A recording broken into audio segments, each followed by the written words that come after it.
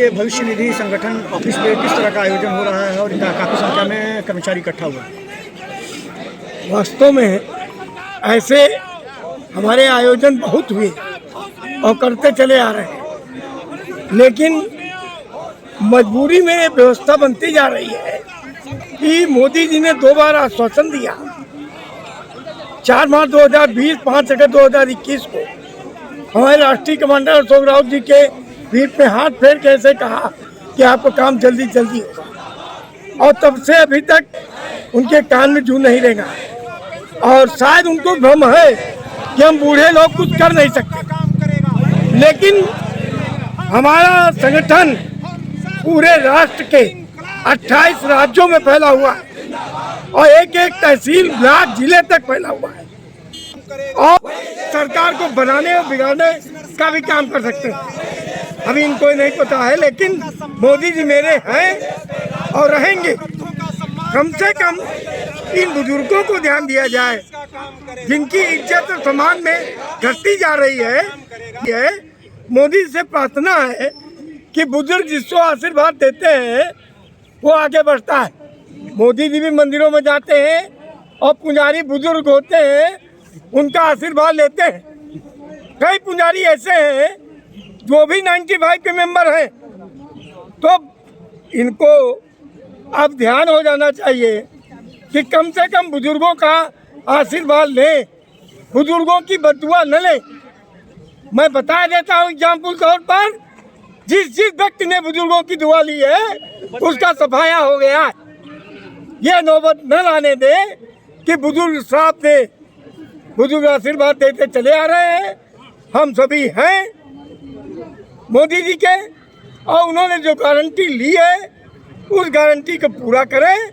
उन 4 जातियों में ये वृद्धों की भी जात, 95 की भी जात एक जोड़ने की कृपा करें, और जो वादा किया है 7,500 प्रति का और मुफ्त चिकित्सा सुविधा का, जब हर व्यक्ति नौकरी करता है तब चिकित्सा सुविधा दी जाती, लेकिन जब रिटायर हो जाता है, जब बीमारी आती है तो चिकित्सा सुविधा भी छीन ली जाती है। कितना बड़ा अन्याय ये बुजुर्गों के साथ हो रहा है। रेलवे की जो व्यवस्था थी वो भी खत्म कर दी। हम ईपीएफ 95 राशन कार्ड भी नहीं बनवा सकते, हमारा आयुष्मान कार्ड भी नहीं बन सकता। 1147 रुपए औसत पेंशन पर हम गुजारा कर रहे हैं। एक बार की रोटी नहीं खा सकते, 2 बार चाय नहीं पी सकते। जो स्थिति है मेरी, मेहमानों से दूर हटते जा रहे हैं। हम किसी शादी ब्याह फंक्शन में जाने से कतरा रहे। हम अच्छे कपड़े पहन के कहीं खड़े नहीं हो सकते। तो हम लोगों ने अब निर्णय कर लिया है कि पहली 30 जनवरी से जब कमी कंठन करेंगे, आमरण अनशन में परिणित करेंगे, तो हम लौट के अपने घर नहीं आएंगे, दिल्ली में ही सुहा करके आएंगे। हम ऊपर चले जाए, जिससे मोदी जी आपकी आत्मा को संतोष हो जाए। ये बुढ़ों की आवाज़, बुढ़ों की रोने की आवाज़, कराह की आवाज़, अगर आपका हृदय कोमल है, निष्ठुर है तो न सुनिए। अगर कोमल है, आगे बढ़ना चाहते हैं इनके आशीर्वाद से, तो हमारी बात सुन लीजिए। और ईपीएफ 95 की जो 4 मांगे हैं, 7,500 प्रति है, 55 को मुफ्त चिकित्सा सुविधा, जो मेंबर नहीं 5,000 उनको, 4/11/2022 का सुप्रीम कोर्ट का आदेश, ये सभी लागू कर दीजिए। मैं ज्यादा नहीं मांग रहा हूँ। आपकी इस लड़ाई में विपक्षी पार्टी के नेता शामिल होंगे, विपक्षी पार्टियां शामिल होंगी? नहीं, मैं विपक्षी पार्टी के कोई बात नहीं करता। मैं अभी किसी विपक्ष को लेके नहीं चलना चाहता। इन्होंने वादा किया है, आखिर कब तक इनका वादा निभाने की ताकत देखना चाहते हैं, वरना ऊपर जाना पसंद करते हैं। हम किसी विपक्षी के पास अपना रोना रोने नहीं जाएंगे।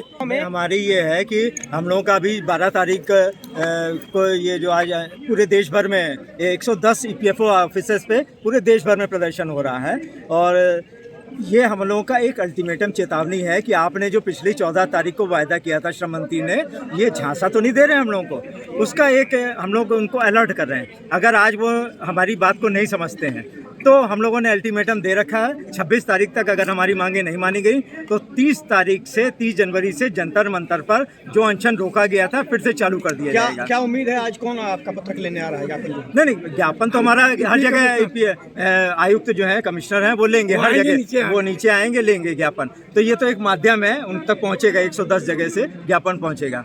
परंतु हमारा कहना ये है कि इसमें जो मेन जो है कल्प्रिट जो कहा जाए ये ईपीएफओ ही है, क्योंकि जो हमारी स्टैंडिंग कमेटी की बैठक हो चुकी है न्यूनतम पेंशन बढ़ाने के बारे में, उसमें सारे लोगों के बयान हो चुके हैं, जितने मेंबर्स हैं और जितनी ट्रेड यूनियन है, सांसद हैं, सबके बयान हो चुके हैं, सबने अपनी राय रख दी। उसमें दो लोग नहीं सामने आ रहे हैं। पहला, ये ईपीएफओ की सीपीएफसी जो नीलम शमी राव हैं वो समिति के सामने नहीं पेश हो रही। दूसरे श्रम मंत्री भूपेंद्र यादव, इन दो को जब तक पेश नहीं होंगे वो स्टैंडिंग कमेटी की रिपोर्ट लागू नहीं हो सकती।